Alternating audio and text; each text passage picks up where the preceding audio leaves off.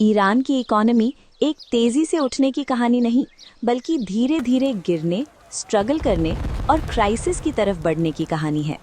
पहले 1970s में Iran middle east का एक इकोनॉमिक पावर हाउस था। Oil revenue power, rich culture, rising industry और तेज ग्रोथ देख रहा था। लेकिन 1979 के रेवोल्यूशन के बाद सब बदला। सैंक्शंस, पॉलिटिकल आइसोलेशन और स्टेट मैनेजमेंट ने इकोनॉमी को डायरेक्ट इम्पैक्ट किया। इंटरनेशनल सैंक्शंस का रोल सबसे बड़ा रहा, जिसने ईरानियन बैंक्स को ग्लोबल सिस्टम से अलग कर दिया। ऑयल एक्सपोर्ट्स पर रोक लगा दी और फॉरेन इन्वेस्टमेंट रोक दिया, जिससे इकोनॉमी का इंजन धीरे चलने लगा और इकोनॉमी सिर्फ ऑयल पे डिपेंड होती चली गई। एक समय था जब ऑयल रेवेन्यू लगभग गवर्नमेंट के 60 to 80% एक्सपोर्ट और इनकम का सोर्स रहा।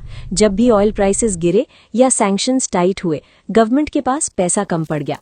Result, currency printing, high inflation और वीक रियाल। आज सिचुएशन ये है कि ईरान की करेंसी अपनी वैल्यू का मेजर हिस्सा खो चुकी है।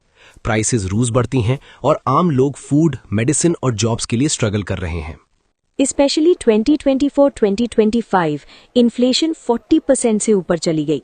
लोगों का ट्रस्ट, सेविंग्स और स्टेबिलिटी सब कोलैप्स हुआ। प्रोटेस्ट्स बढ़े, यूथ फ्रस्ट्रेटेड हुई, करप्शन और महंगाई सब कंबाइंड होकर बन गई मास अनरेस्ट, जहां लोग न सिर्फ इकोनॉमिक पेन सह रहे हैं बल्कि पॉलिटिकल लीडरशिप को चैलेंज भी कर रहे हैं। ईरान की कहानी एक क्लियर वार्निंग है। जब पॉलिटिक्स, सैंक्शंस और पुअर इकोनॉमिक प्लानिंग साथ आ जाते हैं तो रिच रिसोर्सेज भी इकोनॉमी को नहीं बचा पाते।